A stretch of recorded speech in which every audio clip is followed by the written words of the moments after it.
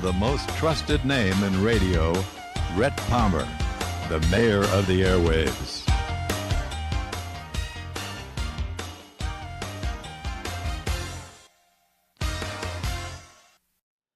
Well, good morning. This is a new host for today. Mr. Rhett Palmer, mayor of the airwaves, is out for a short while, and I'm filling in as a guest host this morning. And welcome to our radio show program, one of the longest running radio shows here on the Treasure Coast. And we have today our other co-host over here, David Hunter. And so this morning, we are going to talk a lot about international affairs and just going on with the things that have been in the news. And of course, I have some questions myself. I'm a new listener, pastor for Morning Star Church here in Vero Beach, Florida.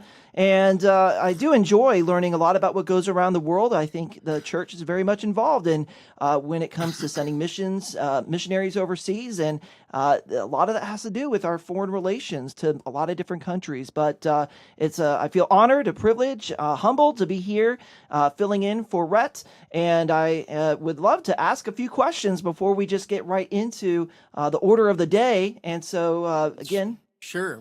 Go ahead. Yeah.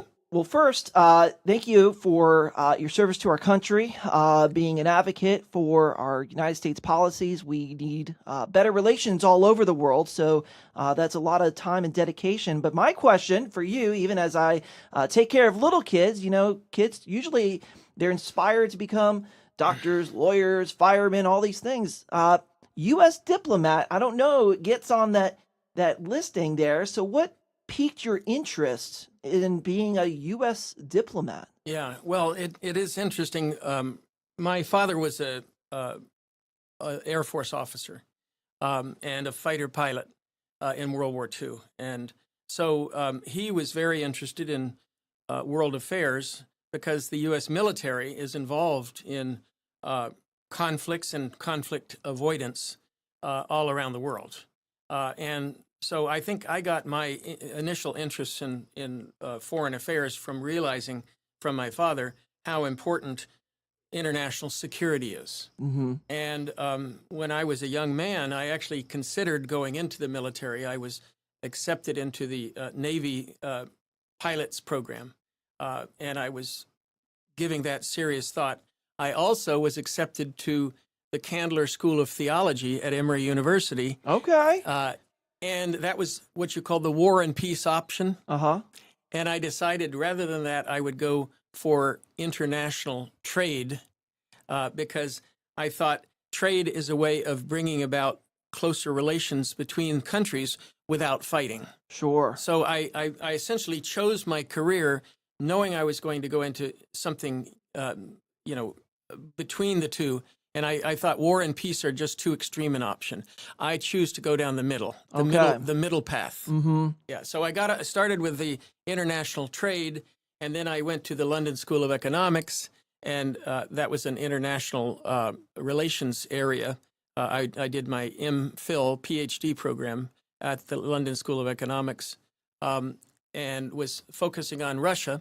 And again, it was looking at trade as an instrument of diplomacy, using the economic sanctions as a way to restrict Russia and its ability to coerce countries around the world. So that's how I kind of got into that to begin with, and then drifted from there into the Foreign Service with all those qualifications and academic background. Growing up, did you have a particular interest in foreign languages? I can only share that I've always enjoyed taking Spanish classes. When I started in 5th grade, did it all through middle school, high school, college. It always seemed like the Spanish classes, they always had the best parties for class projects. So I really enjoyed that. And so I got very interested in learning Spanish. I now speak it fluently. Sounds like you know a few languages yourself. Yeah, I speak Russian and some Korean and Spanish and a smattering of some other languages. But did you learn a language first, or because getting involved in U.S. diplomacy Well, it was a combination. When I did my research on the Russian trade sanctions, I decided I needed to, learn the language, so I ended up studying on my own Russian. Mm-hmm. And then later on, when I was assigned to Ukraine, I went to the Marshall Center in Garmisch, Germany, for a 6-month program of intensified Russian and Ukrainian languages. Right. So the State Department has language training programs, but if one is thinking of this as a career, I would mention a couple of things for your kids, for example. One is, yes, languages are very helpful. They improve your long-term memory. They improve your comprehension ability. Foreign languages do. Very much like music, they actually can prevent Alzheimer's, believe it or not. Foreign languages can. And they broaden your perspective. As you probably know from speaking Spanish, you probably understand more about the Spanish world in South American places than you would if you didn't. Absolutely. Yeah. You learn about different cultures, Right. ways of life. Yeah. One of the things I actually thought learning Spanish helped me understand my English much better. Grammar, sentence structure. You Right. really are learning fundamentals in another language, and that improved my my own English practices. So that to me is really neat. And of course, we don't always have to know a full language to go and serve somewhere. And it's great that you had a program that got you learning Russian formally, even as you studied on your own. We serve in our denomination with the ARP. We have what's called Outreach North America, and then we also have what's called World Witness. And so we'll send missionaries to study programs for 3 or 4 months who maybe they don't know French, but we're going to send them to France, and they don't know a certain language. We'll get them to study and then go out into the mission field. And you kind of learn as you go. I can only imagine. Well, speaking of missions, I have a cousin, a very dear friend and cousin, who just went on a mission for her Baptist church to El Salvador. That was like 2 weeks ago. Okay. Yeah, and she doesn't speak Spanish, and she and her husband were the only ones down there that didn't speak Spanish. And of course, they were trying to avoid what I call the gringo pattern, but they had some good people with them, and they were able to visit some children, homeless orphan children, and things like that. And Wonderful. And so, it does give you a perspective. This is the last thing I'll mention before we need to get to the topics, because we've got a lot to cover. Yeah. But the travel abroad, and especially like missionaries, Mormons do this a lot. They actually send people for like a year on assignment, and they get the language training before they go. So I have, and a lot of Mormons end up going into foreign service because they have good qualifications to get in there. I just mentioned that, and I'm sure that that's true with other missionary trained people. The Korea, for example, a lot of the original Westerners, including Americans that were in Korea, were missionary families, and they became very influential in the politics of Korea and in American diplomacy to the South Korean population, not to the North Koreans. But it's a very useful thing to do that if you have a chance. And we had, of course, under the Jimmy Carter days, we had what's called the Peace Corps. It's not quite so popular now, but people used to sign up for that for a year. And that was run as a volunteer, not as a diplomat, but as a volunteer. You were doing good works on behalf of the U.S. in a third world country, trying to help their economy or improve their system. A lot of people did a lot of teaching and that kind of thing. Yeah. So it widens your eyes and in your framework of understanding. So I would encourage it. I think diplomacy is a tough job, and it's not all the cookies and striped pants and tuxedos and cocktails. There's a lot of where I've served, like in Pakistan and India and in Ukraine. They were not luxury posts, let's put it that way. You're lucky if you had the lights stay on. Okay. And in Korea, you're talking about dirt and pollution and smog and crowding and foreign culture that is hard to assimilate, because the Koreans have a very different culture than we do. So, there's a learning curve. But if you like to learn, at least give that a thought. The government jobs, we also have, besides military, we have intelligence services like the CIA and other groups that play important roles in keeping us safe around the world. And those are other options for people besides the foreign service. So, in some ways, these are maybe even considered more of the thankless jobs because it works behind the scenes. You may not see a lot of this stuff on the news, and yet all the diplomacy going on right now is what's keeping the world more at bay than probably other actions. So well, we're in a situation right now. I think several experts have commented that we are in a situation that is bordering on like 1936, 1937 era, which is to say we could be in a full-scale war in a number of places around the world in the next couple of years. And that could involve the United States. And that means people sitting on the beach and out there drinking their lattes, they may end up finding out that we are going to have to mobilize our military. And when I say mobilize, that means draft. Because, yes, we have a fairly effective military, but it's only about 300,000, 400,000 troops. It's not as big as, I even think China's 3 or 4 times our size in terms of number. That's right. And North Korea has a 1 million-man army, for example. So if we were having a war with South Korea and North Korea, and the United States had to go in there, that could easily expand our demands. We did have a war with North and South Korea, and it was called the Korean War here in America. And to believe it or not, there was never a peace treaty signed between North and South Korea, only an armistice. An armistice means you set down your arms, but they did not resolve their dispute. So for the 60 years that has been going on, that has been essentially a ceasefire, not a peace treaty, a ceasefire. Okay. Well, I know there's a lot of topics today. I was going to bring up one maybe a little later on. But what was a few things that you've been noticing that our listeners should be aware of? Yeah. Well, there's one that you can go ahead and give us the intro to here. So here we've got a report, the UN Commission on Israel and Gaza. This is a 3-year-long UN Special Commission of Inquiry just concluded both Hamas and the State of Israel committed gross war crimes. Their report is scheduled to be delivered to the UN's Human Rights Council this week. It mentions Israel obstructed its investigation and prevented its access to Israel and the occupied territories. What should we make of this UN report? Well, let me give you some, thanks for that question. Let me give you some background on what the UN Commission is and what it concluded first. It is a commission that's been investigating what's called misconduct by Israel and by the parties that Israel is conflicting with, such as Hamas, both sides. It's been doing this since 2021.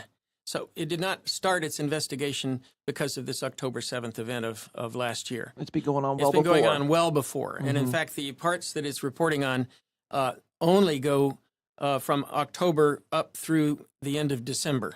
So it ends, their reporting started in 2021 and goes all the way through December of 2023, but not into 2024. And this report, even up to that stage, it has just been announced. It's on the news today. If you turn on your CNN or other Fox News or whatever, this report has just been released to the Human Rights Council of the United Nations. It is the author of the report is a former judge of the International Criminal Court. So that's one of the top investigators that did this study, and the conclusions were 3 major conclusions. One is the immense number of civilian casualties was undertaken by a strategy of intentional causing maximum damage, disregarding the principles of proportionality and distinction of civilian from non-civilian. That's one of the charges that they have concluded. Another is starvation is being used as a weapon of war. and that it's not just a question of, essentially, if you're an occupying power, you're supposed to supply food, water, and help to the occupied peoples. Sure. Israel is not doing that, but not only is it not supplying food, water, and medicine to the occupied peoples, it is actually obstructing the supply of those necessities by outside parties, such as the United Nations. It's actually prevented them from being able to deliver these things. We'll get into that a little more later.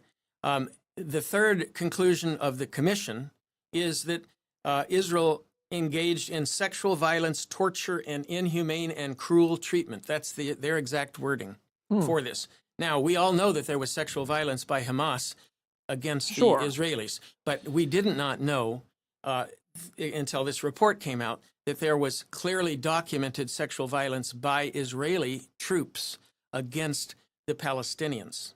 So these are very serious charges. They're out there in the public as of today.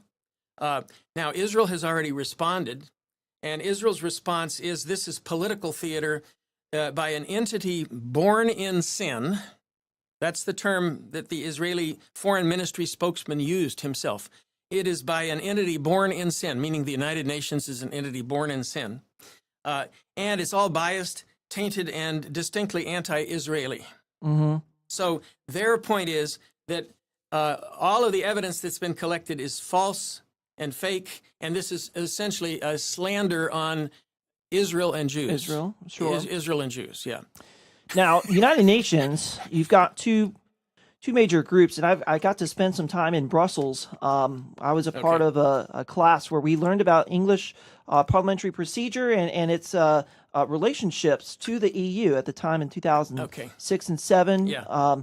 They get to keep the pound, right, and the queen on the coin, yet they got all the benefits of not having to pay certain taxes and all that, but they got the good trade policy. And so we used our weekends, and we got to go over to NATO. But if you're over there, it's called OTAN, right? Yeah. And that's the French version. Yeah. Yes. And what I remember learning is the amount of the United States influence. I mean, we're talking the budgets of these groups.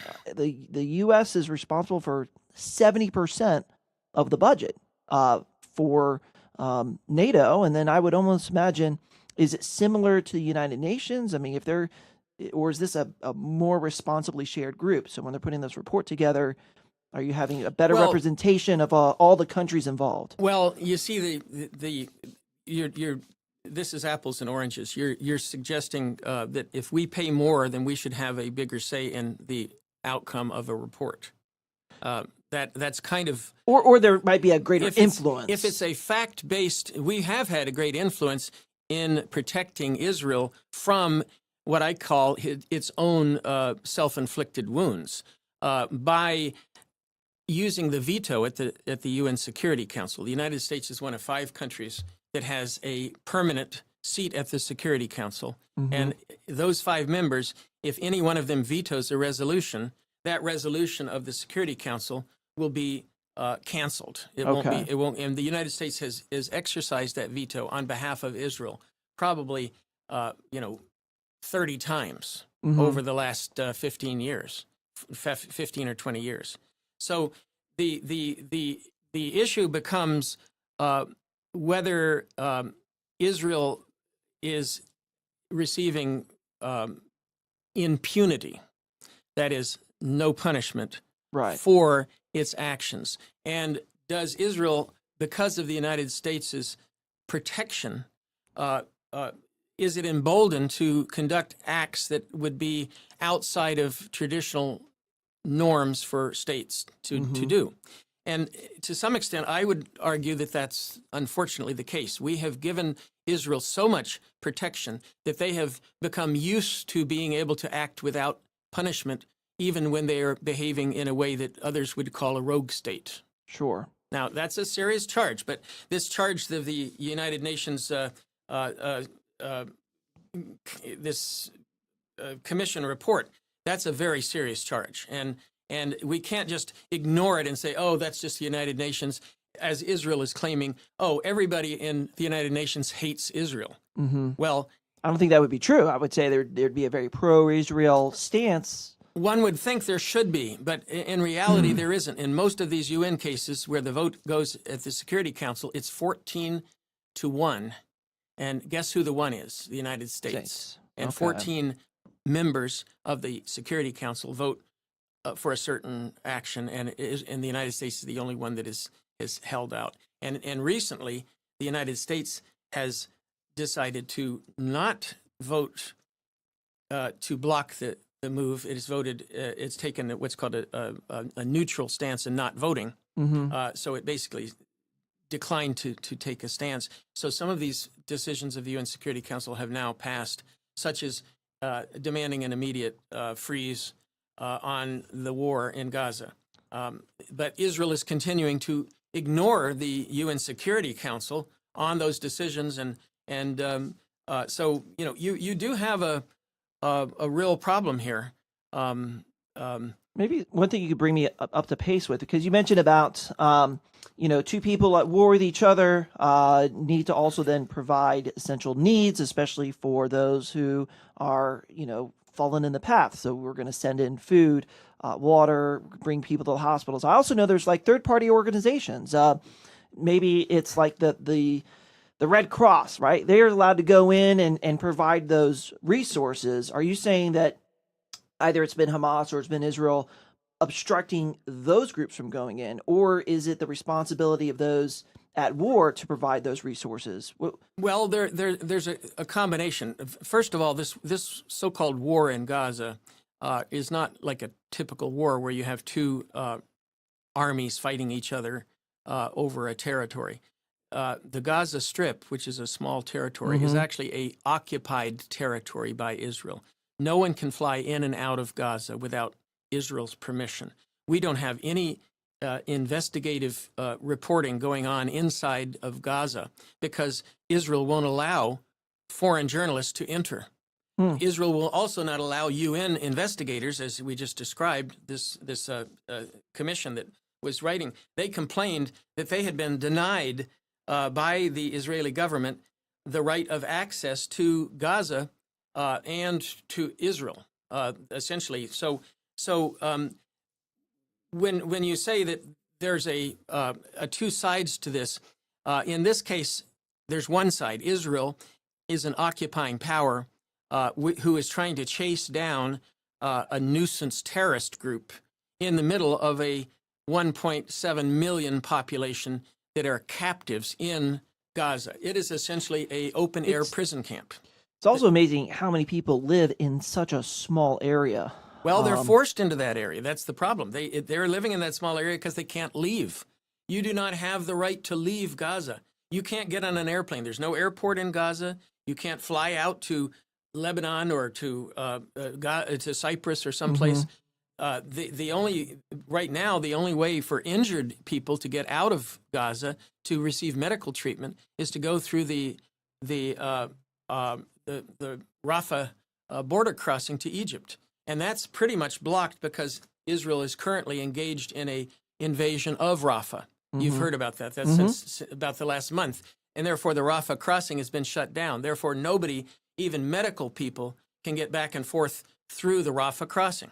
And therefore, seriously injured patients cannot get out to get medical treatment outside of Gaza. And the hospitals in Gaza have been destroyed by the Israeli military. Right, and I know they put out an apology letter or something like that about 2 or 3 weeks ago. But the claim is that people of Hamas are placing a lot of their military planning centers underneath the hospital. So when you try to go and attack them, you end up taking out something that's very essential. That's called the Al-Shifa hospital argument, and that was back about 6 months ago when they invaded the Al-Shifa hospital, and then they showed the cameraman that they found a couple of guns laying in some place, and they claimed that the Hamas had used incubators for storing weapons or something. There was no evidence of a major Hamas command and control center in the Al-Shifa hospital. That is totally debunked. Israel never proved it.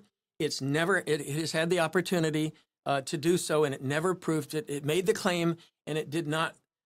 Those claims were unsubstantiated. and this is a pattern I want to mention to our audience out there.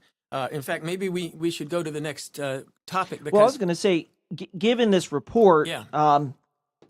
What should be done about this? Well, I think the problem, as we said before, is impunity. Israel believes that they have impunity to anything that the United Nations does. They just say, oh, the United Nations I don't respect them. They should be abolished. Let's do away with the United Nations. It's an anti-Israeli organization.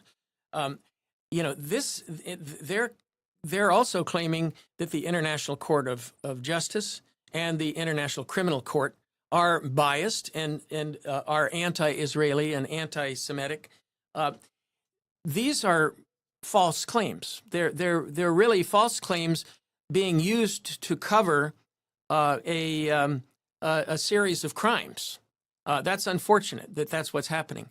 I have great respect for Jews. I have great respect for Israelis, but I think that the Netanyahu government has been leading these people off an extremist cliff, and it is getting worse and worse. And as we go through this program this morning, up until 10, I think your audience will understand how this is getting worse and worse and why. Mm-hmm. And so the consequences of this report should be that countries around the world would start taking more extreme action against Israel. And that includes such things. Just recently, they had a trade show in Paris for international arms. And the government essentially said, Israel, you can't participate. We're not going to allow you to show your arms in their trade show. Mm-hmm. You're conducting war crimes in Gaza. You're not going to show the weapons that you're using to kill the Gazans over here in our trade show. So that's an example of an economic sanction, Mm-hmm. which is an area I happen to know a lot about. Mm-hmm. We should be, until Israel starts to reconcile that it needs to operate within international law and avoid what's called extreme disproportionality in the killing of civilians while conducting its raids.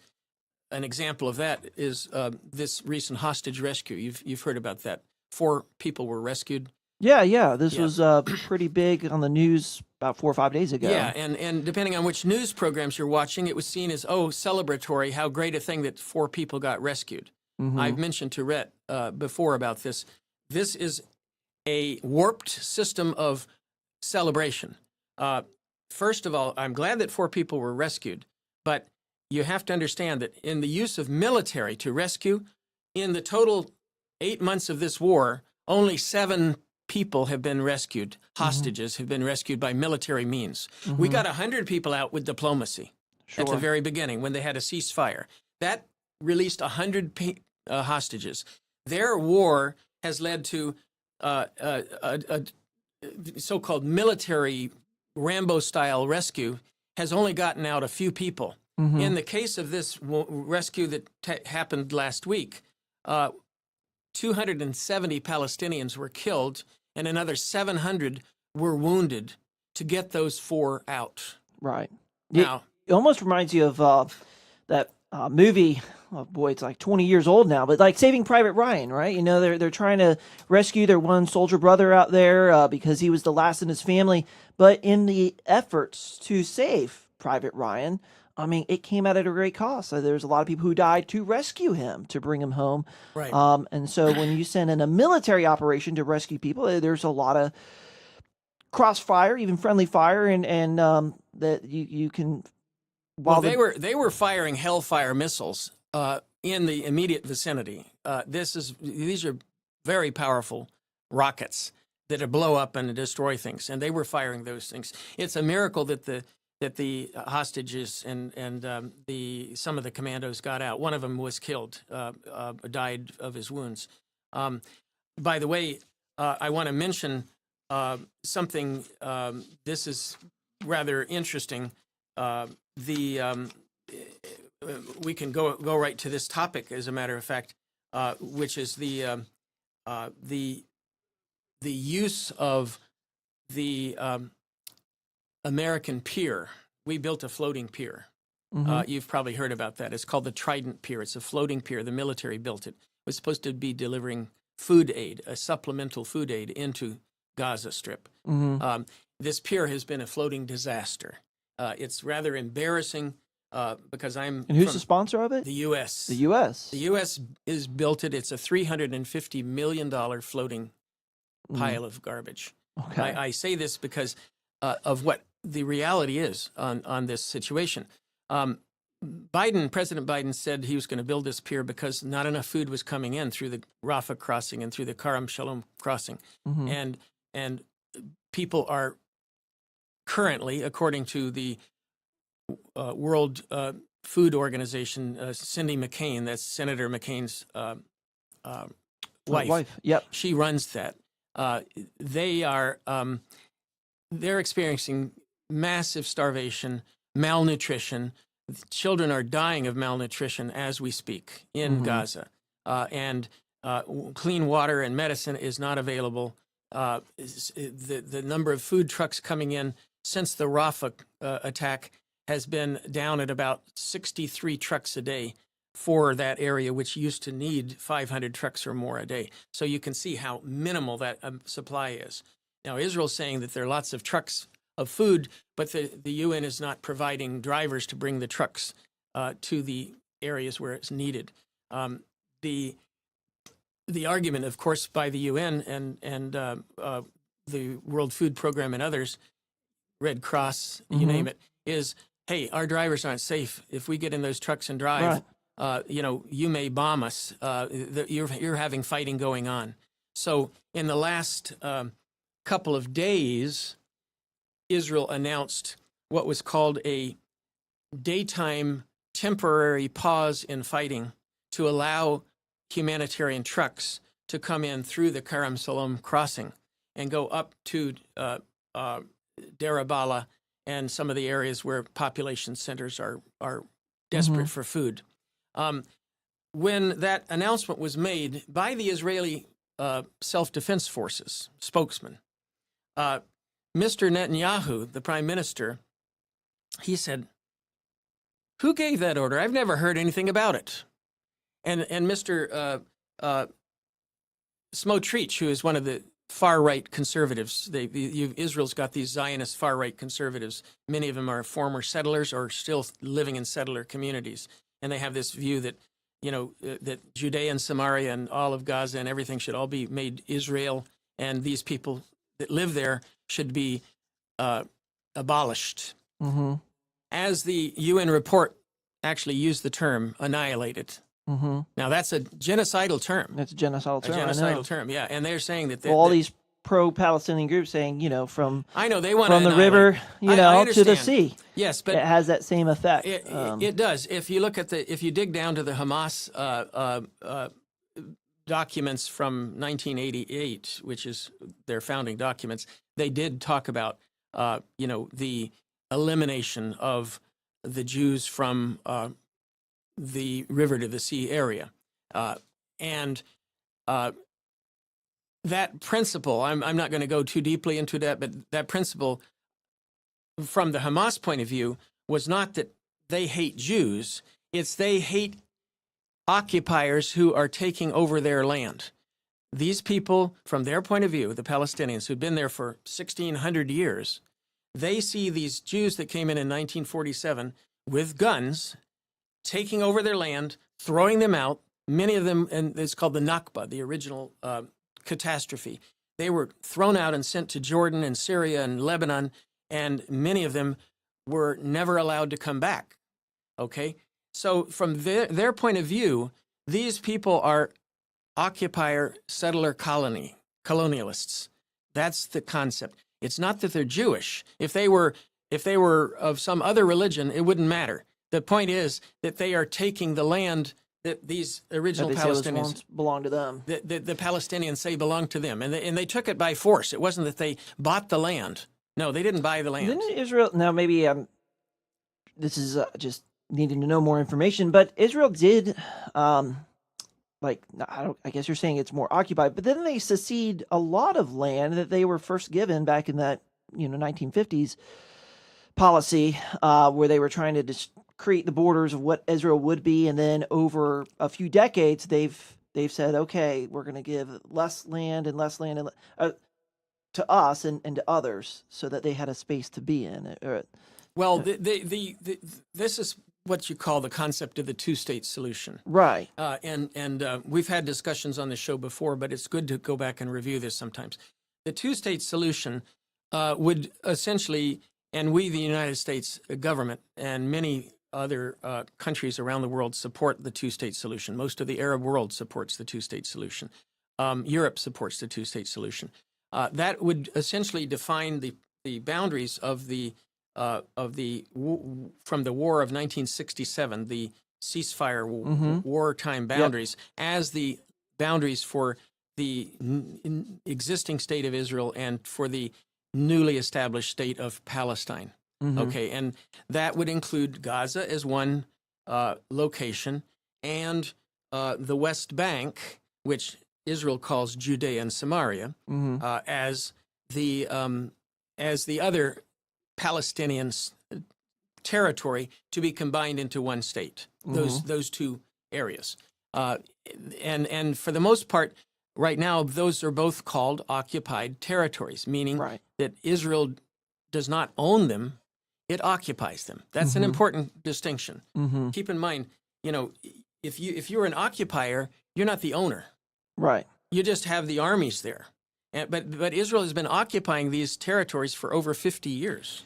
Well, that's like the British Empire. I mean, they were occupying many places all over the world, right? Yeah, That wasn't all the British Empire. What was his statement? The sun never sets on the British Empire? Well, and your analogy is quite right, because this is a colonial power. If you're an occupying power, it's very much like colonialism. And that's the way the Palestinians see it. They see these are colonial occupiers who are in our land, occupying our land. But in many cases now, and this is part of what I call the far-right Zionist agenda, they want to convert the occupied land into their land, into their own land. So it no longer is occupied, it now becomes part of Israel. And that's going on especially with East Jerusalem. East Jerusalem is now being annexed, the term moving from occupation to annexation. That's a very important distinction. And the Smotrich and Ben-Gvir and people of that group, which are called settler Zionists, they want to take over these lands. As I've said, Gaza is a good example. What's going to happen in Gaza? This war's been going on for 8 months.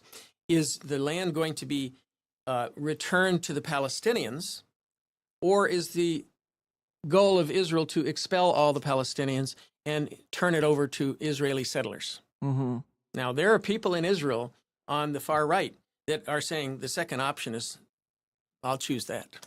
Well, I'll tell you, history is absolutely complicated. These situations are very messy. There's never like crystal clear answers one way or the other. There's a lot of gray. I mean, I think about you study in church history, especially the Crusades. A lot of people say, well, the Crusades were a bad thing. Well, again, you got to think about, well, at some point there was a much larger land that was taken from Muslim groups coming in and claiming land for themselves, and then the Crusades were reclaiming land that was once there. So well, maybe the best analogy, but you're saying this was land that was once ours. We're wanting to reclaim it back to being our own territory. Yeah, I think Bush used that term when he was invading Iraq. He used the term crusade, and it was very badly accepted by most of the world because the United States was then defined as the Crusader Army. Well, and this goes back to history in the year 1100, a time when the Pope actually had a military. I don't know if the Pope has a military today. Well, the conclusions, I think, of people who have studied the Crusades, I haven't done an extensive study, but I've read a bit about it, is that the Crusades, all of them, all four of them, were disasters. They were not accomplishing anything. They did happen to take over Jerusalem for a brief period of time and have a king of Jerusalem. I think it was Baldwin was the king of Jerusalem. But the Europeans essentially, especially the royals who were financing this crusade operation, they decided this was a costly and not very efficient, and they bailed out. And the only thing that you mentioned, the Pope in Rome, his real goal was to get rid of the Eastern Orthodox rival to the Pope. There were essentially two popes. You had the Eastern Orthodox Pope, and therefore, by the Crusaders, while they were going on their way to the Middle East, they stopped by Constantinople and raided and looted Constantinople and robbed it, plundered it. That was a Christian kingdom. Yeah. Constantinople was a Christian kingdom. Yeah. But with the Roman Pope's full approval, the Crusaders didn't bother to go. Many of them didn't even go to the Middle East. They just stopped in Constantinople and raided that city and brought it all back to Europe. I know we've kind of gone down a little rabbit trail here. If I can bring us back to where we were at, even with the report, I do wonder, just as you and I, as citizens here in the U.S., we will say we're going to place ourselves under the authority of, let's say, our local county sheriff or our local police department, so that if I robbed you, well, then I got to be reporting to a judge, and whatever the judge and jury says, hey, this is what we all agree upon, we're there. Yeah. A report comes out like this. Someone makes claims against Israel about what they did, and even vice versa. Not someone. This is one of the. So my question is, who are they going to report to that they feel under as a country? Could you imagine as the U.S. reporting underneath a larger body? Well, to some extent, the concept of international law does imply exactly that. This is why you have, for example, the ICC, the International Criminal Court, issues arrest warrants. It has recommended issuing an arrest warrant for Mr. Netanyahu and Mr. Gallant, the defense minister. They haven't actually issued that because it's got one more layer of judges to make a review before they decide to issue the arrest warrant.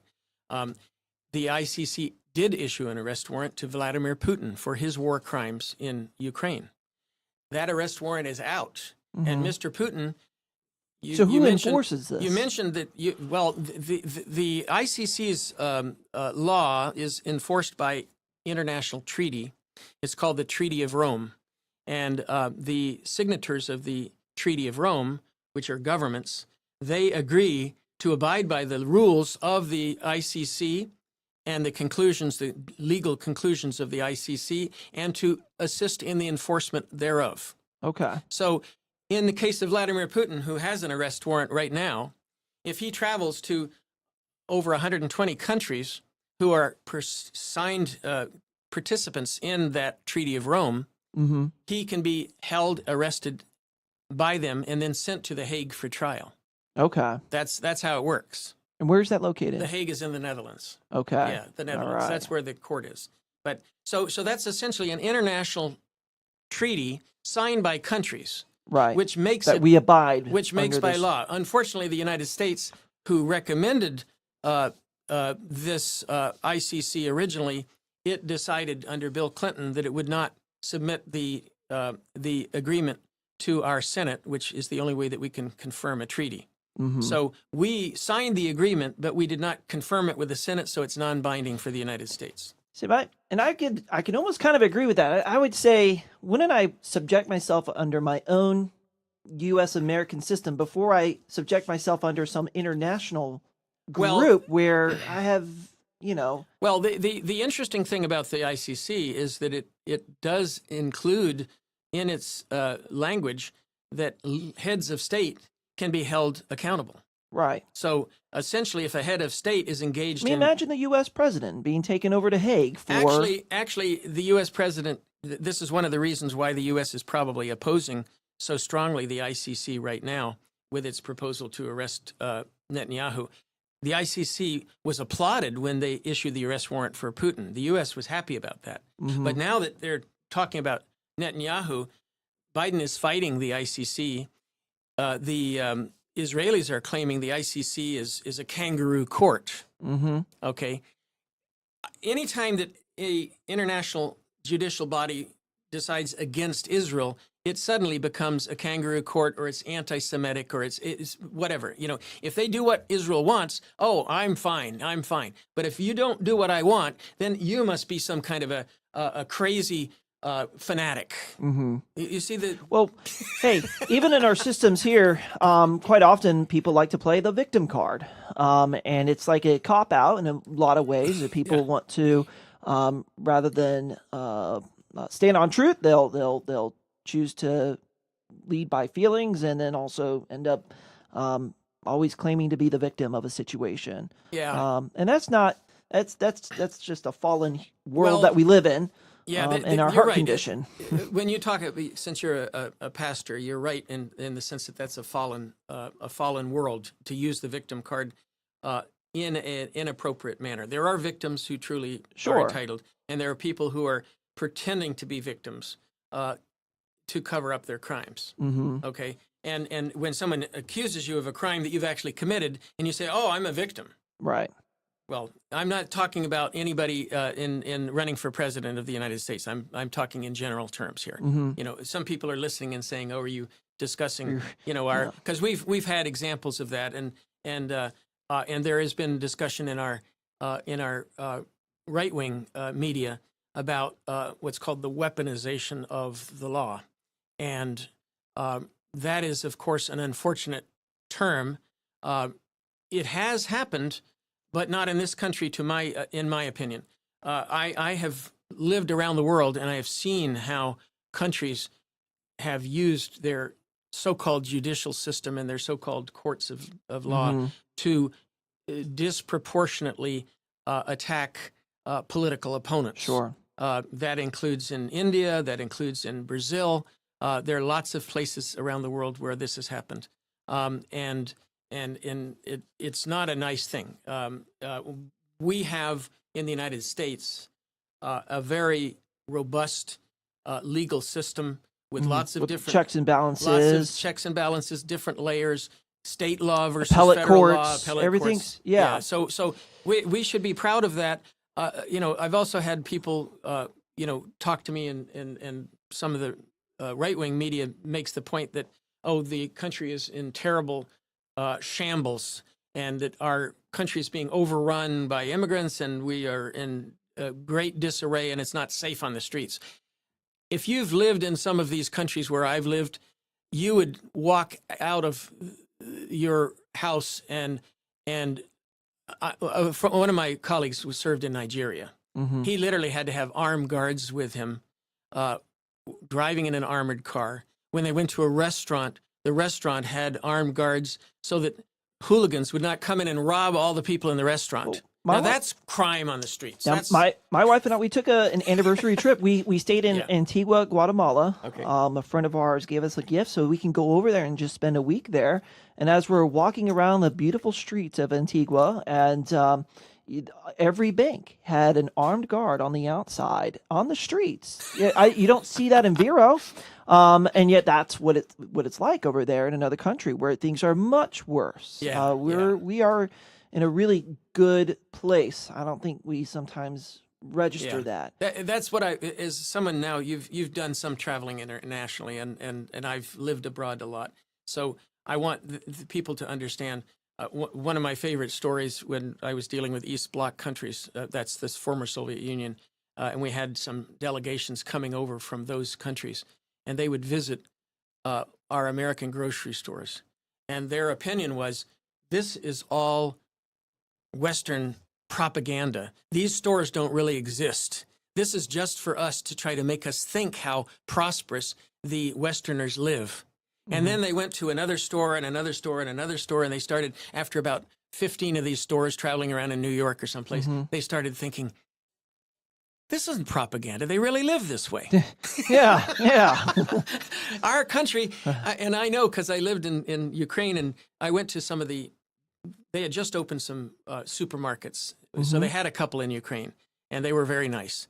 By Westerners, they had been set up by Westerners or with Western finance and models. But the old stores, there was one in my apartment building complex. They were like tiny little huts with a couple of vegetables here and a couple of dried sausages there, and you had to use a script. You couldn't pay with currency. You had to use a script, and And you'd go back and forth. It was like the old food stamps. It was like 40s that, yeah. 50s, And that was the old Soviet system. And some of these people were so used to it, they wanted to keep it that way. So they didn't want to go to the supermarket. They were comfortable with their old-fashioned way of doing things. But that's the way things were. So anyway, that's my point, that Americans need to be happy. We do have problems. We've had problems for 200 years since our country was founded 250 years ago.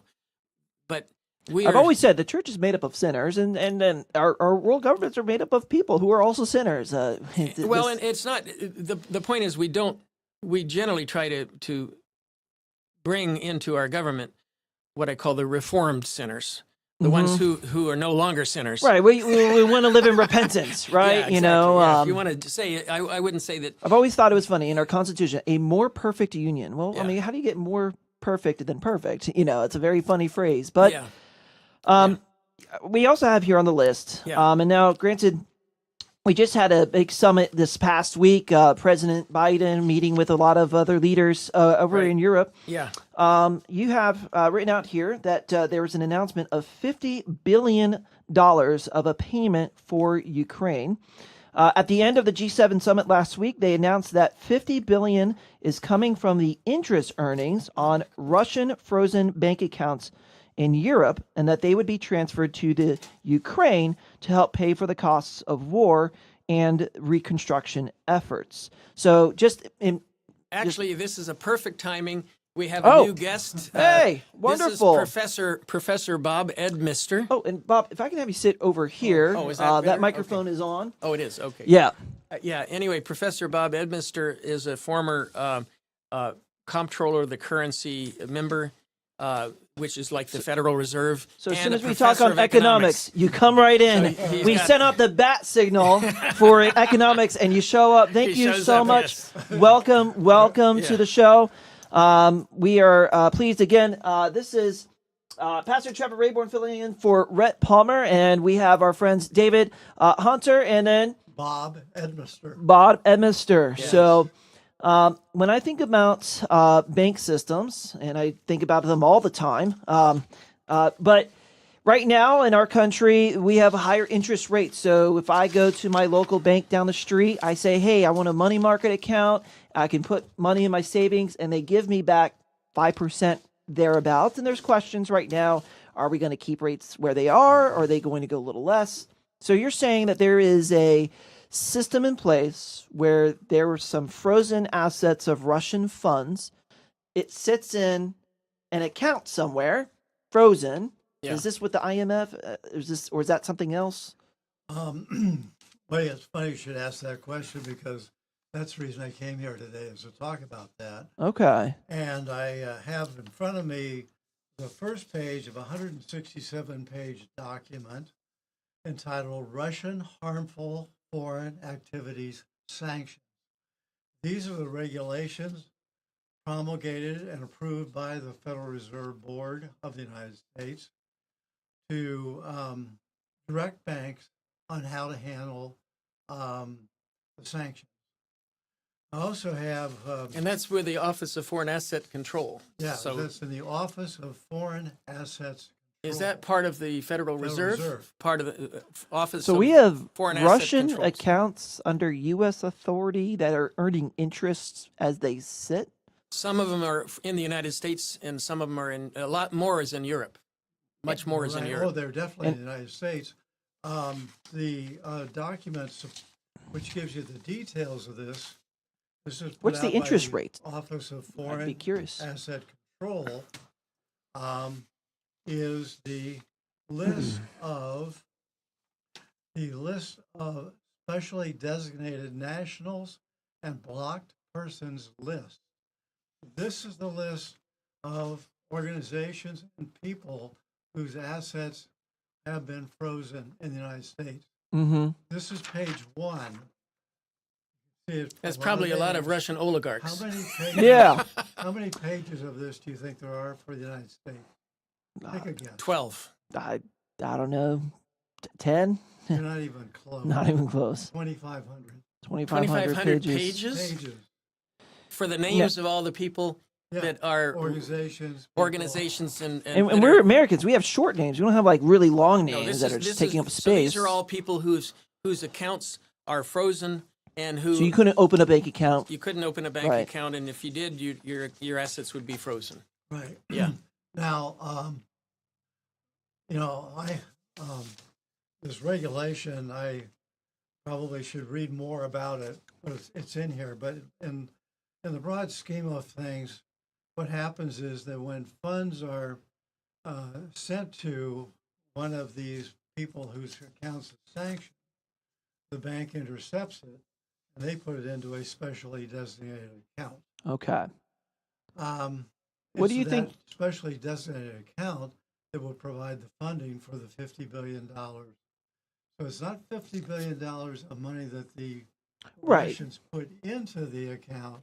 It's the earnings that have Off been the accumulated interest. on that since February of 2022. There's a big movement in millennials and those younger that are wanting to be financially independent. They call this movement FIRE. And the idea is when are you able to retire is when you can live off 4% of your retirement savings. And thus, you're never really dipping into your nest egg of funds. You're always living off 4% of the interest earnings, so you'll never run out of money, and thus you can quote unquote retire. You have to have a lot to of do money that. to earn that much on 4%. Yeah, well, Yeah. and I think it could probably be 8%. That's 8% more of a would be better. Yeah. yeah. But so, well, what do you think? Is this an appropriate use of interest earnings, or should this just The more relevant question is this an expropriation of Russian assets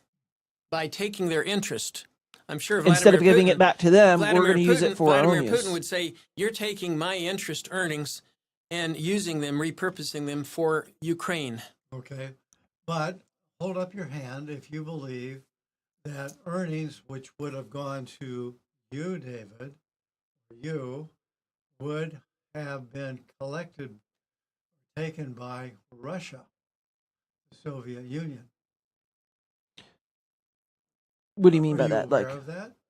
Are they I'm- expropriating assets too? Is Oh, what yes. you're saying? Oh, yes, I know. okay, Yukos Oil is a Russian oil company, Right. right?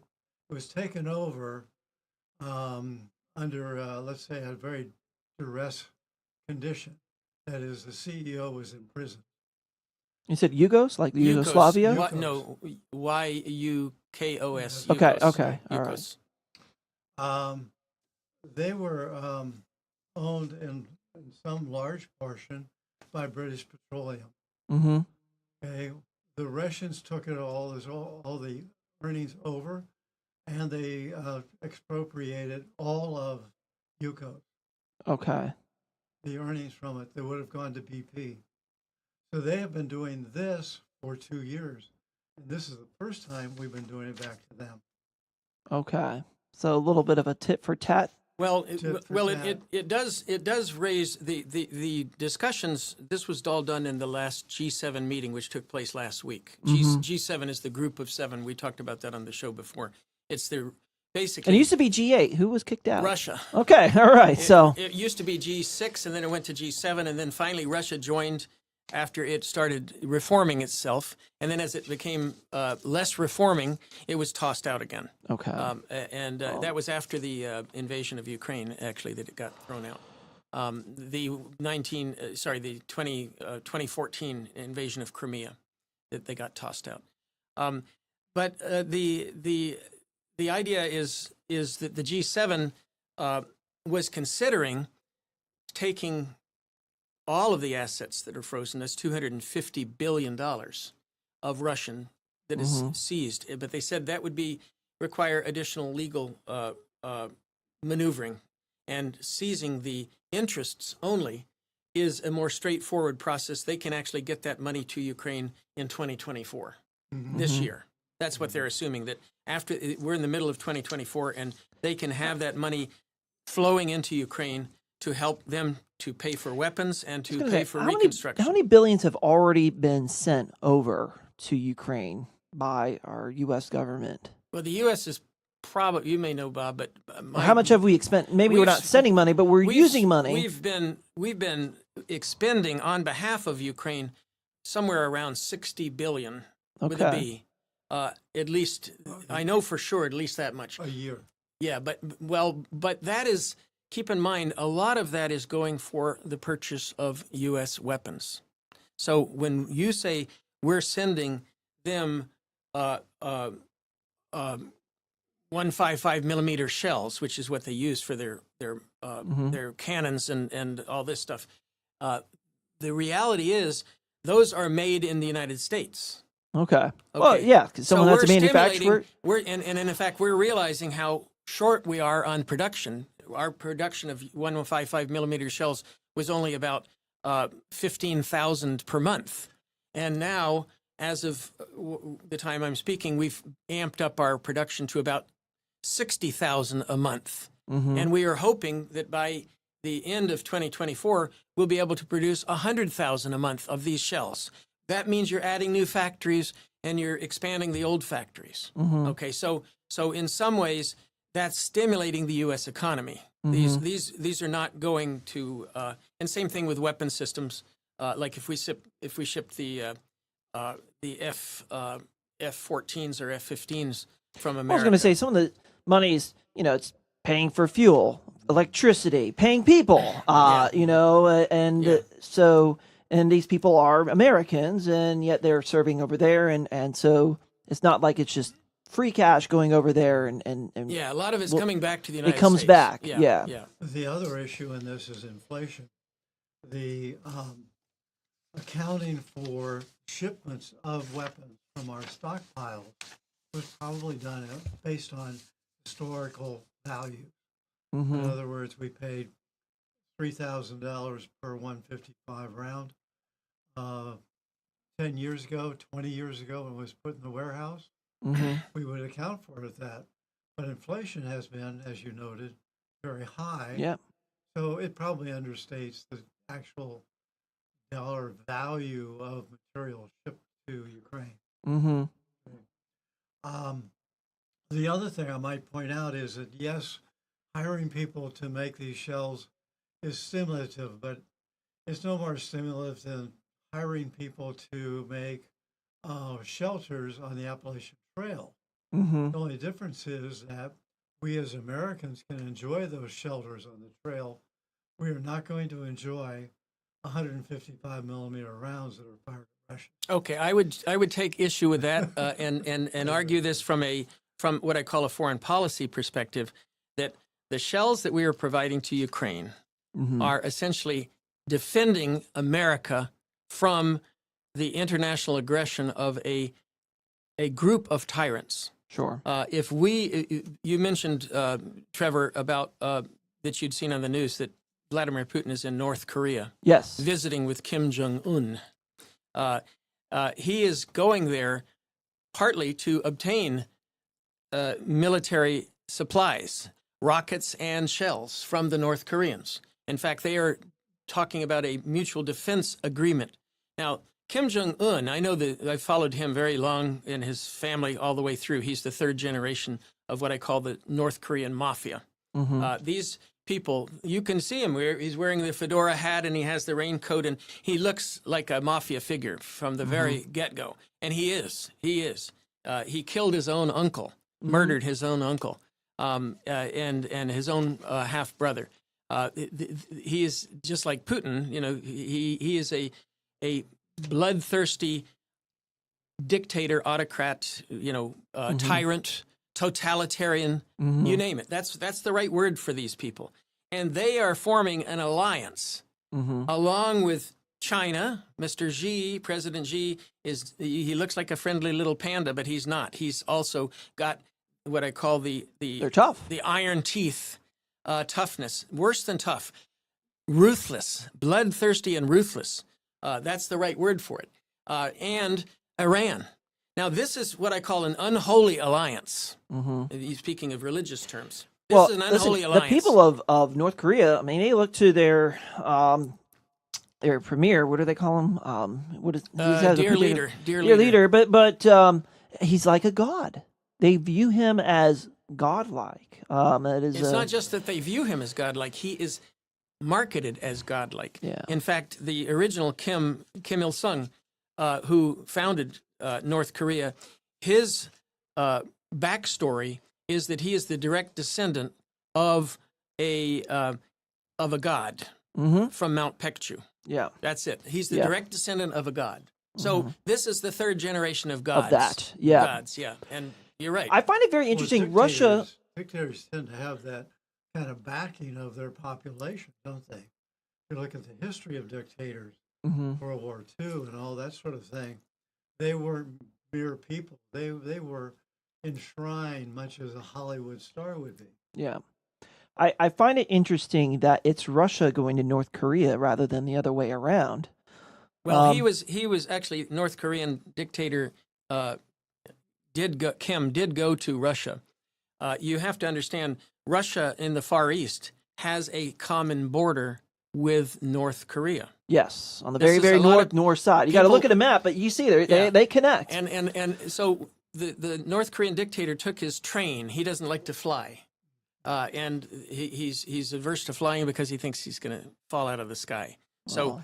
Take a look at a recent Iranian president. Yeah, Right? yeah. So he took his train to Russia, to the border area, and they held a summit. Russia and Putin held a summit there only about 6 months ago, or 8 months ago. So this is rather remarkable that they're having a second summit. In this case, that Vladimir Putin is flying into Pyongyang. That's rather remarkable. It does symbolize what I call the consolidation of the bad boys club.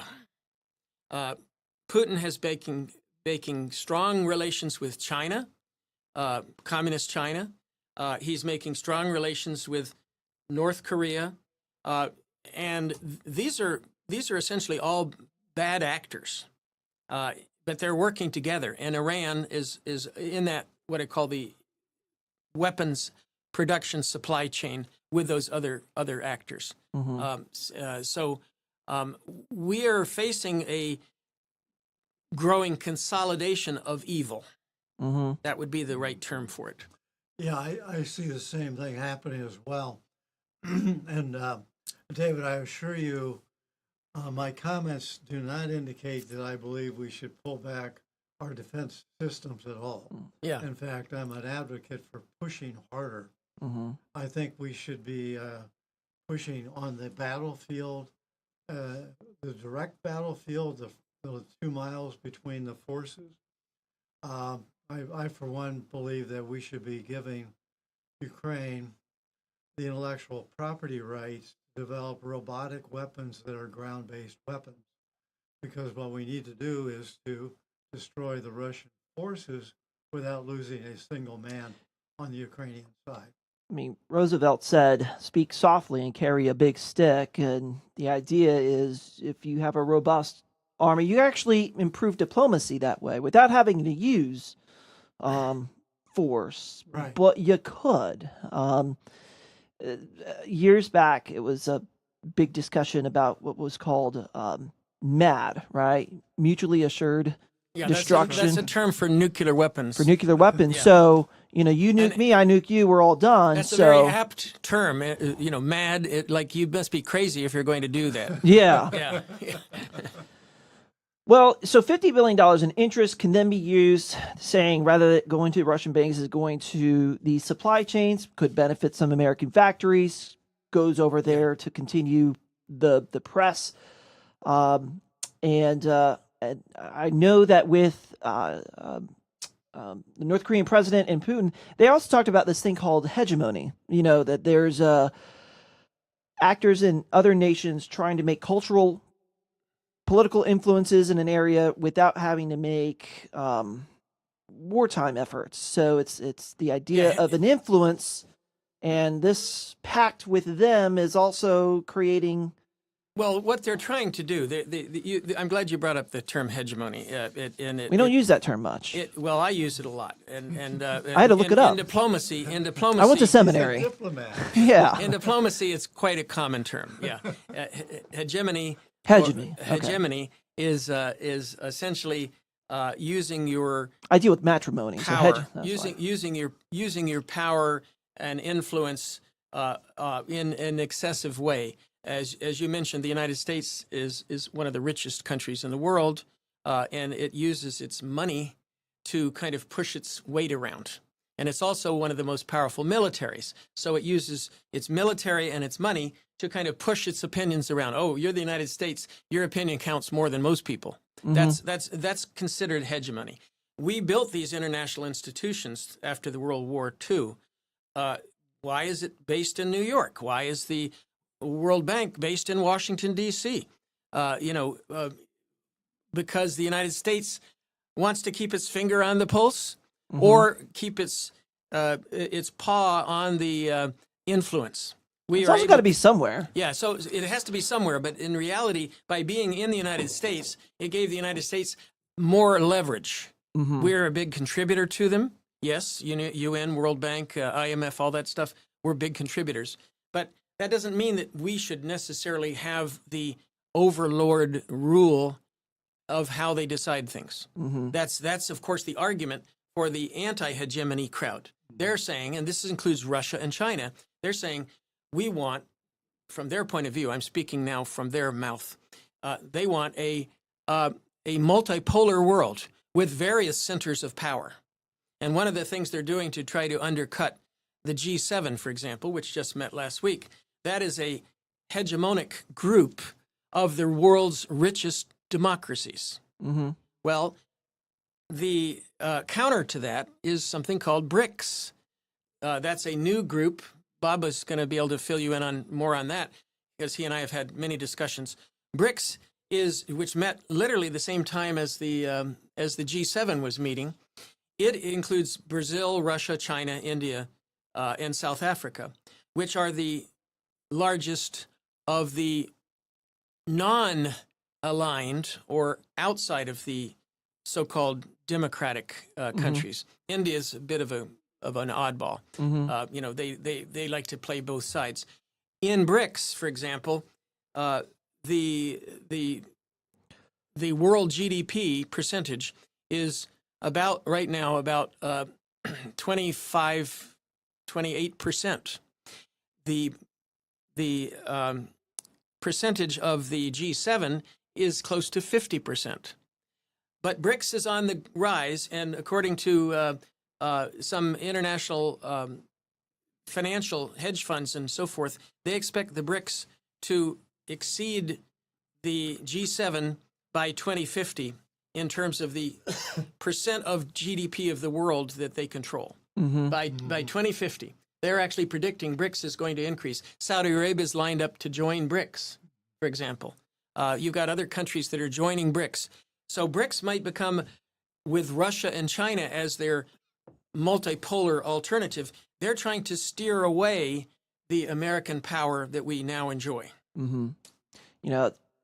It's probably just a correlation, not a causation, but you take a look at these kind of first world countries, our birth rates are going down, and yet places like India and these other South Africa and places in Latin America, they have larger families, so you have more people, you have more workers, you can do more things. And so you imagine a place like India would be an explosion economically. Let me challenge that. You have more people, you have more mouths to feed. You don't necessarily. Africa has a population growth, yes. Africa is seen as a booming area for growth, but it doesn't calculate to being a prosperous economic region because of that.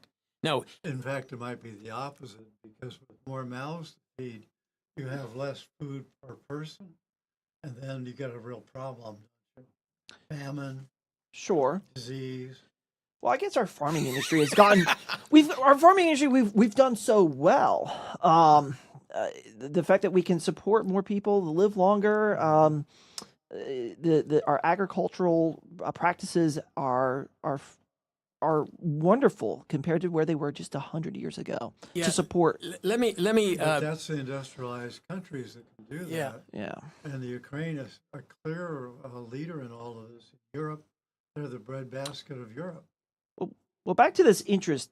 What would be a better use of this $50 billion? Should it just go back into the bank and just sit there and gain more interest on top of interest and have a compounding effect? The concept of this is that Russia is imposing huge economic costs on Ukraine by its invasion. And therefore, this is a way of without us having to dig into our own taxpayers' pockets. We've provided a lot of money, as I've said, a lot of money for a lot of weapons which are built in America. So some of that money is coming back around to us. That $60 billion I talked about, but this extra $50 billion that will help to tide over Ukraine for the period until Putin tires out and decides to give up on this war. Well, a lot of that is humanitarian aid. Yeah, it could be. Yeah. I mean, you have millions of people in Ukraine who are displaced. And when you look at the devastation of the cities, you see that the apartment buildings have been literally destroyed. Yep. And the entire electrical system has been destroyed. Mm-hmm. Someone's got to rebuild that. Sure. It's going to cost I know some of these places, of they money. run on generators during certain hours of the day. And, Right. you know, And they have to actually do that now. I mean, you can't put it in the bank and take care of the interest in the future. Will live better. You got to do it now because, excuse me, the workers in Ukraine are building the weapons that they need to survive, and they need electricity to build those weapons. mm-hmm. They need fuel to power the equipment. On and on and on. You cannot just wait. You have to move now. Yeah. So we have, as our church, we've helped missionaries who have churches in other parts of Western Europe, and one of the places that we've been supportive of is over in Toledo, Spain.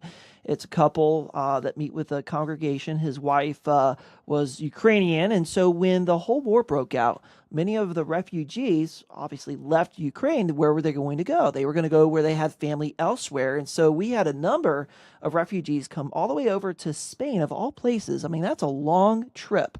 Yeah. But we were able to do far more. I know we are expecting our government to say, oh, well, we'll spend $50 billion on humanitarian aid.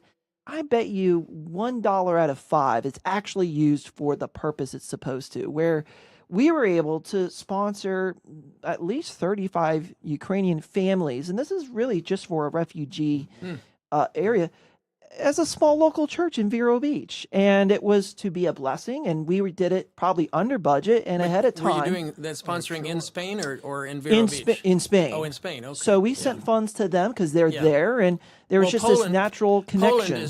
Poland is a very big recipient of the refugees from which is right across the border. Yeah. So it makes sense. And that's a good location for them to be, because then they can get back to Ukraine. Exactly. They want to go back to Ukraine. Yeah. And their husbands, in many cases, it's the family, children, and wives that are living in Poland, and the husband is staying in Ukraine to fight. Sure, yeah.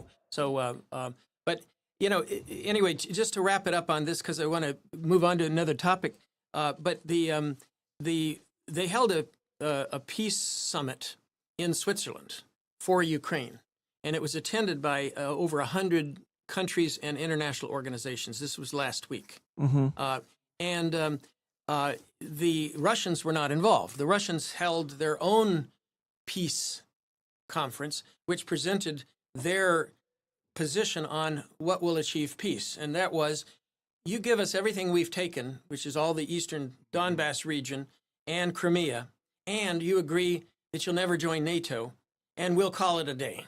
Okay. That was Russia's. It's just laughable. That's all you can say. Yeah, it is. They actually wanted additional territory beyond that. Yeah. Oh, really? Yeah, okay. yeah, they did. Okay.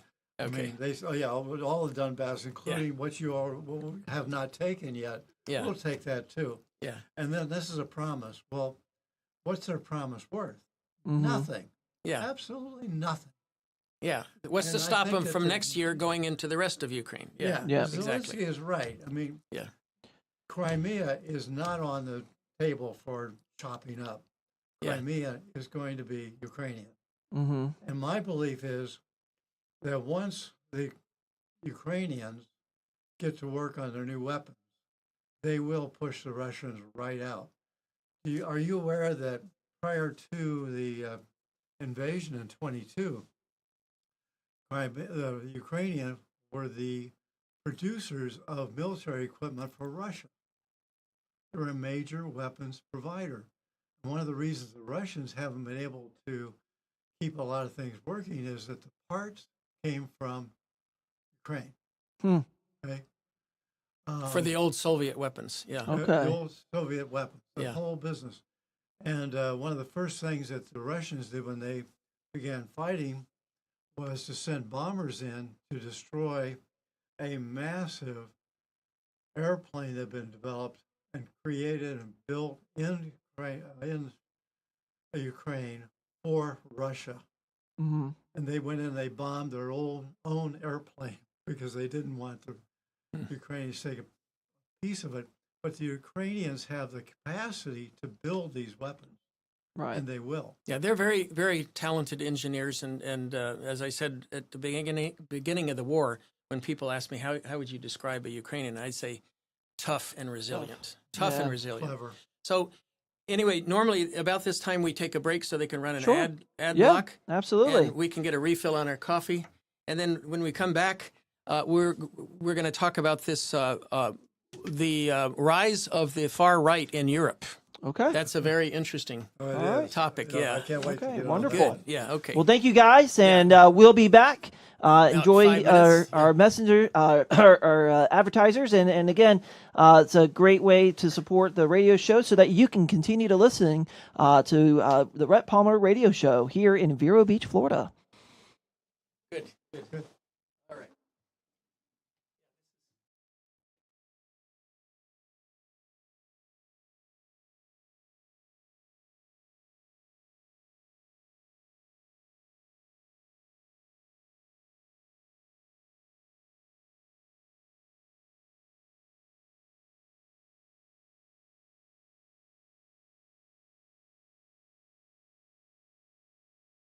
The Minutemen answered the call during the American Revolution. Now, Minuteman Press answers the call with custom print and design services designed to promote your business like nobody's business. They lead the charge, but never overcharge for great design, print, and promotional materials. Minuteman Press in Vero Beach and now in Port St. Lucie. Ready to answer the call. Google Minuteman Press or visit pslminutemanpress.com. Hi, I'm a golf enthusiast, and I love Big Shots Golf on US 1, next to Advanced Eye Care. I was at Big Shots recently and had a great time playing a virtual 18-hole golf course. Big Shots also serves really good food. The mini cheeseburgers are my favorite. I love the ice cream, too. For a fun time, bring your friends and family to Big Shots Golf on US 1. I know you want to have a beautiful smile. Well, an examination, radiographs, a healthy cleaning would normally be well over $200. Gosh. Right now, for $79, you can call Plains Dental Arts, 231-6004. It's all included for $79. The examination, the radiographs, the healthy cleaning.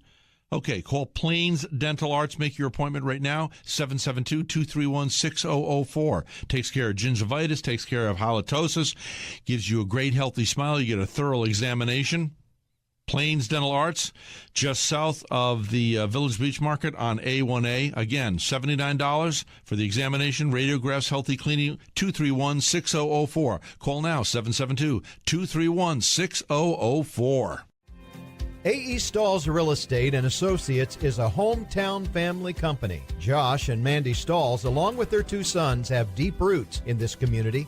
As a boutique brokerage, they are located steps away from Vero's beachside communities. They have a strong team of realtors, the tools, and experience to guide clients to the closing table. Helping clients feel confident in the buying and selling market is what they do. You can reach them at stallsrealestate.com, Facebook, or 772-800-8305. They say you sleep a third of your life. So why is shopping for a mattress so important?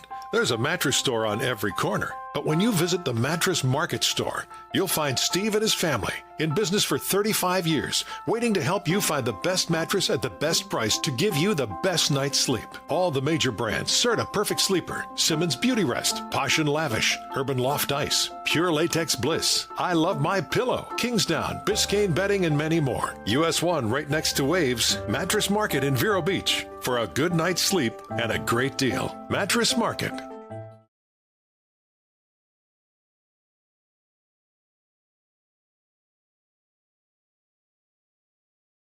The Rhett Palmer broadcast is brought to you by Complete Electric Complete Alarm. Get your generator checked now before the next hurricane strikes. Call the good folks at Complete Electric Complete Alarm. You'll be safe and sound when the next hurricane strikes. Call Complete Electric Complete Alarm. The Minutemen answered the call during the American Revolution. Now, Minuteman Press answers the call with custom print and design services designed to promote your business like nobody's business. They lead the charge, but never overcharge for great design, print, and promotional materials. Minuteman Press in Vero Beach and now in Port St. Lucie. Ready to answer the call. Google Minuteman Press or visit pslminutemanpress.com.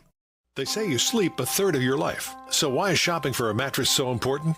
There's a mattress store on every corner. But when you visit the Mattress Market store, you'll find Steve and his family, in business for 35 years, waiting to help you find the best mattress at the best price to give you the best night's sleep. All the major brands: Serta Perfect Sleeper, Simmons Beauty Rest, Posh and Lavish, Urban Loft Ice, Pure Latex Bliss, I Love My Pillow, Kingsdown, Biscayne Bedding, and many more. US 1 right next to Waves, Mattress Market in Vero Beach, for a good night's sleep and a great deal. Mattress Market. I know you want to have a beautiful smile. Well, an examination, radiographs, a healthy cleaning would normally be well over $200. Gosh. Right now, for $79, you can call Plains Dental Arts, 231-6004. It's all included for $79. The examination, the radiographs, the healthy cleaning. Okay, call Plains Dental Arts. Make your appointment right now, 772-231-6004. Takes care of gingivitis, takes care of halitosis, gives you a great healthy smile. You get a thorough examination. Plains Dental Arts, just south of the Village Beach Market on A1A. Again, $79 for the examination, radiographs, healthy cleaning, 231-6004. Call now, 772-231-6004. Indian River County, roll with us, recycle. It's hard to recycle, right? Pizza boxes, milk cartons, dog food bags, frozen food boxes, to-go cups and lids. Where do they all go? No worries, there's an app for that. Download the Carter's Corner app on your mobile device at Google Play or the Apple App Store, or visit indianriver.gov to find out if an item is recyclable in your blue cart or not. So eliminate confusion at the cart and recycle right with the Carter's Corner app.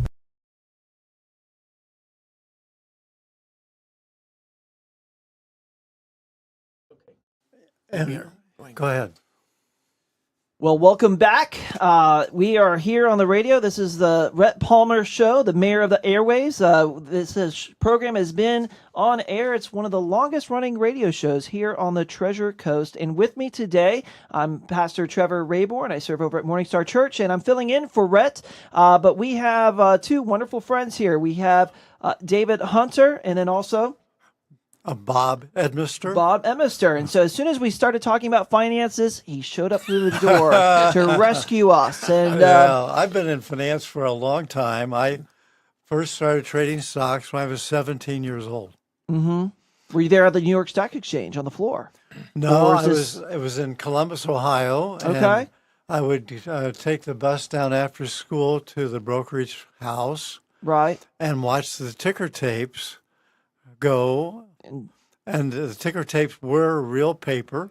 Okay. They punched holes in the paper. They shined a light behind the holes onto a screen, and people would sit there or stand there and chalk up the prices of all the stocks. Oh, wow.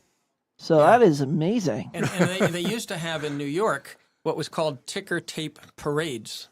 Uh-huh. And at the time, back in the 20s or 30s, when that was the only way to keep track of the stock market, they would throw those ticker tapes out of the high rises as part of the confetti. What we have is confetti. That was the confetti that they did. They made that. Yeah, but nobody today is like, when you talk about a phone booth, most people today don't even know what a phone booth is. Yeah.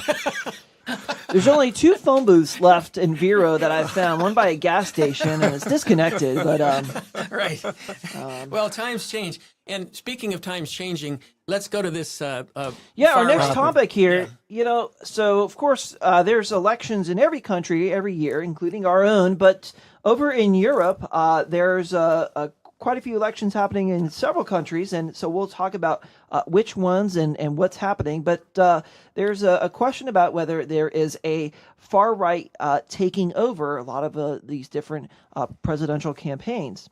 In recent European Union-wide elections, various far-right parties dominated or came in much stronger than in the past. France has called for snap elections in response, as President Macron struggles to reset his authority over the far-right Marine Le Pen's National Rally Party. So the question would be, what is the significance of this far-right political trend in Europe? And maybe one question that I'll have for you as well. My studies over in English Parliament is you can almost call an election when you want, in a way. And is that kind of similar in other European countries, whereas here in the U.S. it's every 4 years, like clockwork? Yeah, this is remarkable because Macron called the election with this is the French president. He called the election right after the results came in of this European Parliament. And by the way, in the French elections, Le Pen's party, the National Rally or National Front, was taking 30%, and Macron's party, which is it only took 15%. So it was a major disaster for Macron. The far right opposition of Le Pen, and Marine Le Pen is the daughter of Jean-Marie Le Pen, who was the original founder of the National Front, which was seen back in the day as essentially almost like a Nazi party. I mean, far right. I'm talking real far right. At the time that Jean-Marie was in charge of this, it was also a very anti-Semitic party, anti-Jewish. Now, Marine Le Pen has modified her positions in the same way that Italy's Giorgia Meloni, who is running the Brothers of Italy party. The Brothers of Italy is a fascist or neo-fascist party. Meloni's partners in that party, Brothers of Italy, some of them are straight-line fascists. Their fathers were members of Mussolini's fascist party. Okay, but Meloni has modified herself. She just held this G7 summit. She was the host of the G7 summit, and she has modified herself to be sort of like what I call a far right light. Right, far right light. Well, for our listeners out there here in the U.S., we have our Western eyes on. We have to kind of take those off and put on our European eyes, because we live in a system where really we're dominated by a two-party system. Yeah. Anyone who says, well, I'm voting for a third-party candidate is like 1% or less representation.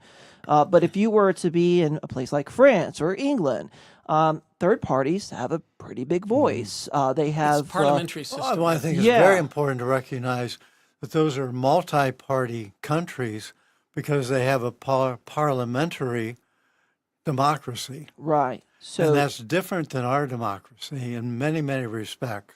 You said you actually served in or spent some time in the UK Parliament? Yes. Yeah. So we got to tour the House of Lords, speak with several of the men over there. At the time, it was Mr. Brown. He was... You had Labour and Tory. the Labour and Tory. So, but then learning that, they can call elections when they think they're in a dominating power, It was also very interesting to go and see, that the... Mr. Brown would come down and speak every Wednesday for like 2 hours in front of the party system there in this big court. And it was really neat to be there and just I'm like, wow. Yeah. The president every week takes hard questions from Congress and in our sense. I wish we had more of that here. That would be rather interesting. It is more, there is more what you called on-the-groundism.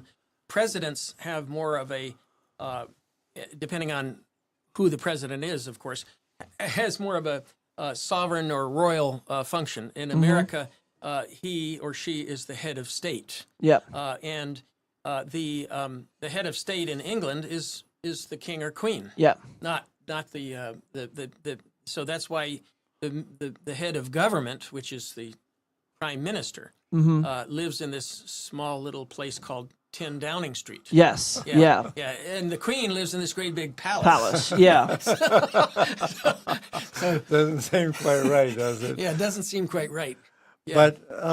But they are very different, and you're right. You have to go to Europe to get the feeling for this. So when we're talking about these groups, like Le Pen's group and others, and a far right movement versus what's already in place, this could be a larger representation than, let's say, the Green Party of the United States, meaning a smaller group. The Greens in Europe actually took a beating this last time. Greens were doing pretty well. There was something called the Green Deal in Europe, which was encouraging electric vehicles and all kinds of solar power and all this kind of stuff to decarbonize the region. A lot of the farmers were not happy with that, by the way. And so the Greens have lost big time over the last election. And surprisingly, this far-right group in all these countries has taken power. There's something called Alternatives for Germany, the AfD. They are taking a big lead now in certain parts, especially in the former eastern part of Germany. So many of these far-right groups are running on what's called an anti-immigration platform. That's a big part of what is driving the countries of Europe to support the far right. They are experiencing, as we have in the United States, immigration problems.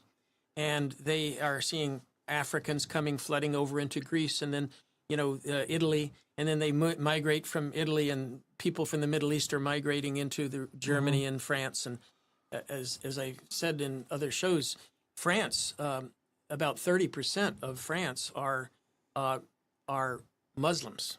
Now that's contrasting with the tradition of savoir-faire, let the good times roll. The Muslims don't fit into that kind of a image of France.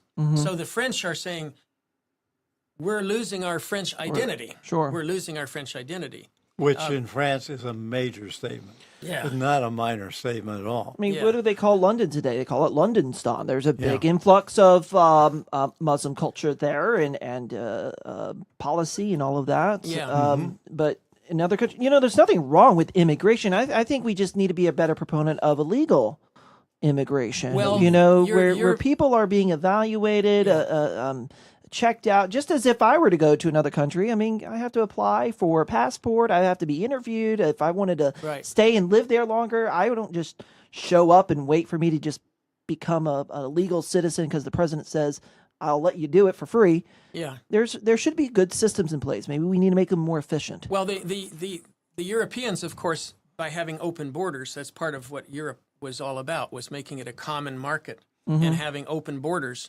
It allowed, if an immigrant illegally enters in one part of Europe, then they can move all over Europe. And there's very little control on the inside of Europe over movement of peoples. Oh, it's almost zero. Yeah, and that's been a big problem. And so there is what I call on the far right, they want to resurrect border controls and nationalism. This is an important concept. Europe, EU, is a international, transnational organization. So being a European means you can use the same currency in France or in Germany or in Spain. Right. Started off with the trade between France and Germany with timber, and I'm trying to remember the other. Timber and something else. It actually European Coal Commission. That was There what you it go. was. ECC, Timber and coal. Yeah. European Coal Commission. I've known this. That was in the 1960s, and the EU originally started with a small group of Central Europe, what you call players like France and Germany and UK. Interestingly, the UK only last year exercised Brexit. Yep. And that was Brexit was the departure from the European community. Mm-hmm. Now that has served Britain badly in terms of its economics. Yeah, it has, although I think the longer-term outlook on that may be more positive. But I think the bigger thing that has occurred, in addition to immigration, has been the Russian threat. So people are afraid of not only immigration, now they're afraid of the Russians actually going in and taking territory. And the most striking country here is Finland. Finland, up until about 2 years ago, felt that it could be independent, it could be friends with the Russians, and so only about 20% of the people in Finland were opposed to Russia until Russia said, Putin said to them, wait a minute, you're on our side. And they said, no, we're not. And now they're an EU member. And a NATO member. And a NATO member. This is a huge change. I think the other countries said, we better do the same thing. And so Sweden joined. Where does this leave the Greens? Oh, they're off there. I mean, well, the I'm idea, more afraid of the Russians taking over. I'm more afraid of the immigrants taking over than I am of my car polluting the atmosphere. Yeah, you're right about that. The green movement has been transplanted by what's called a security-driven agenda in Europe, and that security is all about the fear of Russia as an invading force. If, as we talked about in the earlier part of the show with Ukraine, I was saying Ukraine is a firewall at the moment. If Russia takes over successfully the Ukraine, that is like Hitler taking over Sudetenland and Czechoslovakia, and it's the stepping stone to a greater expansion. And Hitler had that ambition, and the same thing with Putin. Putin has the ambition of taking back the Baltic states. Mm-hmm. He wants to take back Poland, make that a former Soviet Union country.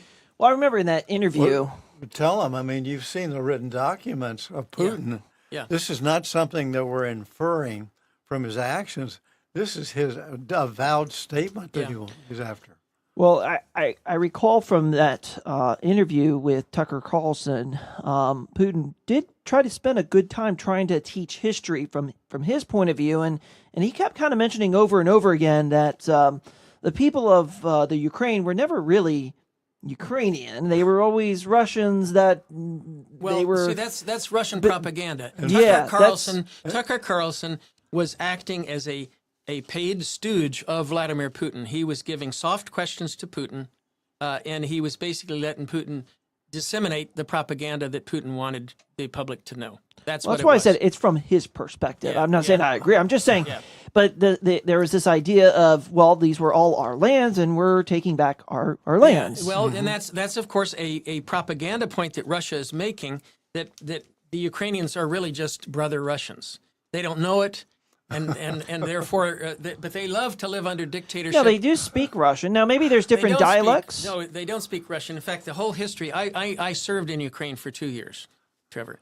And I have talked on the show repeatedly about the difference between the Ukrainians and the Russians. Mm-hmm. The Ukrainians are originally a Viking Varangian tribe that established Kiev. The Varangians, you can look them up on your Google, and they were from a Viking category, and they established Kiev back in 900, 1000 AD, and they were the rulers of a large empire, including you had Anne of Kiev, who was marrying into the European royal families. Anne of Kiev is a bloodline ancestor of most of the royal families of all of Europe.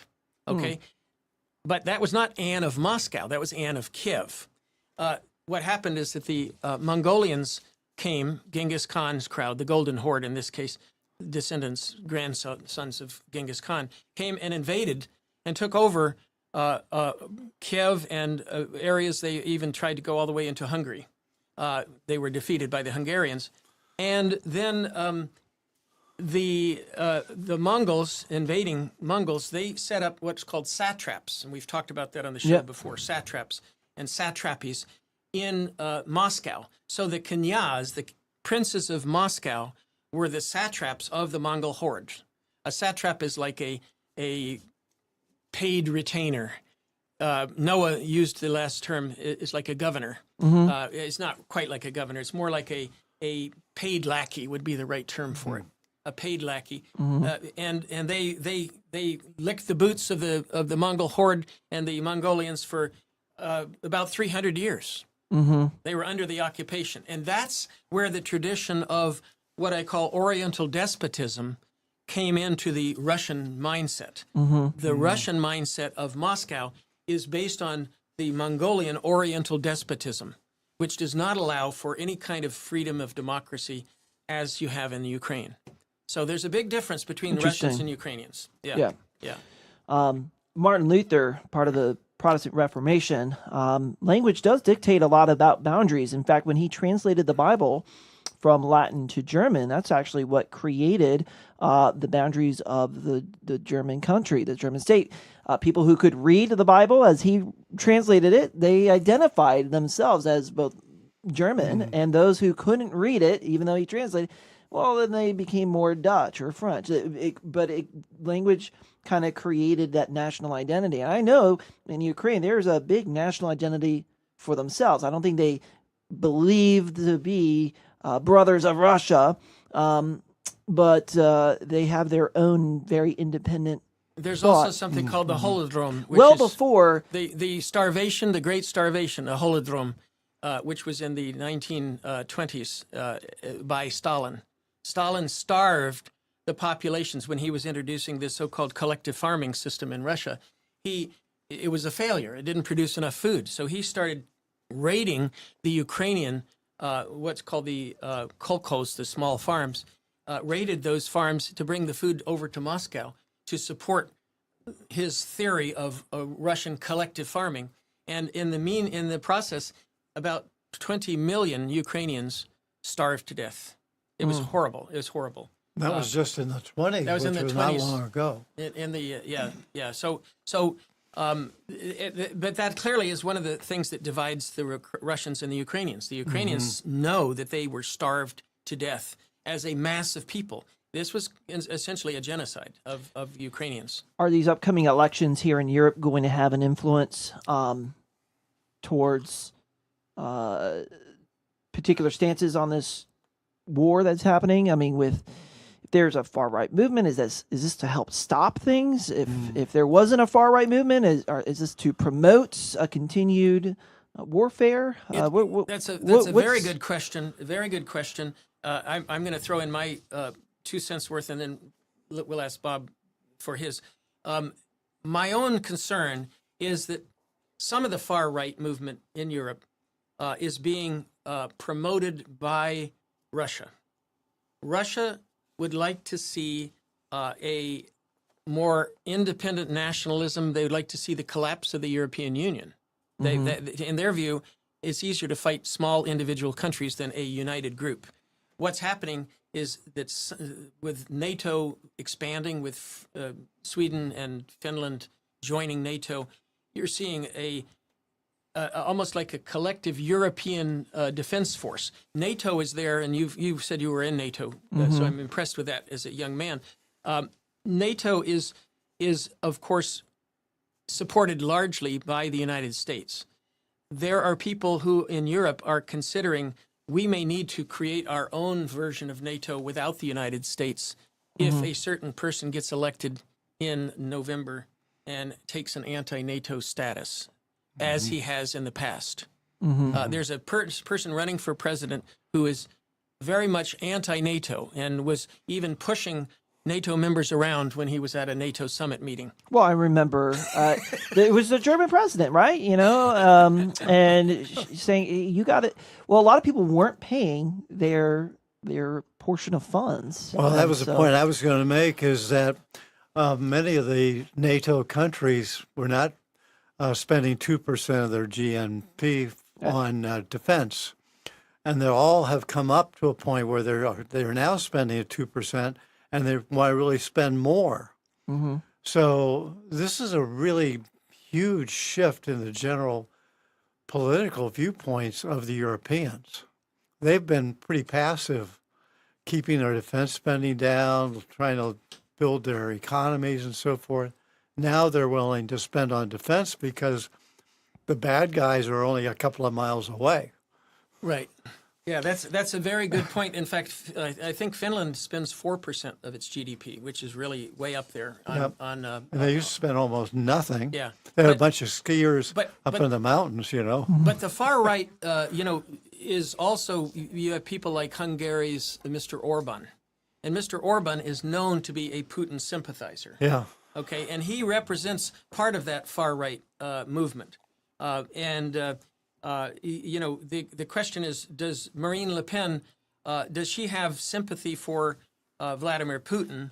And would Europe, separating from the United States, would it move into what I called a neutral position and maybe not take this stance about Ukraine as strongly as the current NATO organization?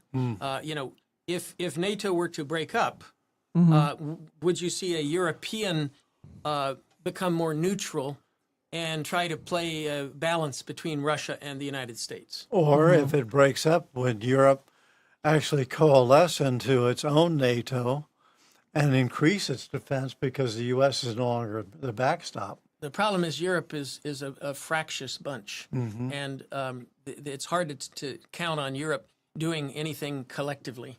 Right. That's where the U.S. has been such an important role in, helping to steer and guide. We have, for 70 years, helped Europe, not because we like to help Europe, but because Europe represents a defensive border against some of these great threats by anti-democratic forces like China and Russia. So the expression is attack on one is an attack on all, right? Yeah. And these are good questions, and I leave on Sunday. I'm spending 2 weeks in northern Italy, and a lot of this will be embedded in the local population. And I'll get a if you would bring back some newspapers for us, that would be great. And then in about another month, we need some boots on the ground. Another month, I'm going to do what's called the Viking cruise. We go to all the countries where the Vikings had invaded and so forth. You're going to Kyiv.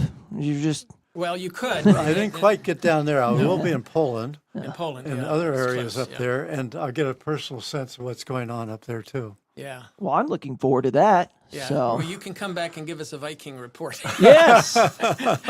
Skål. Yeah. Skål. Okay. Well, I think we're out of time, aren't we? It's getting close to.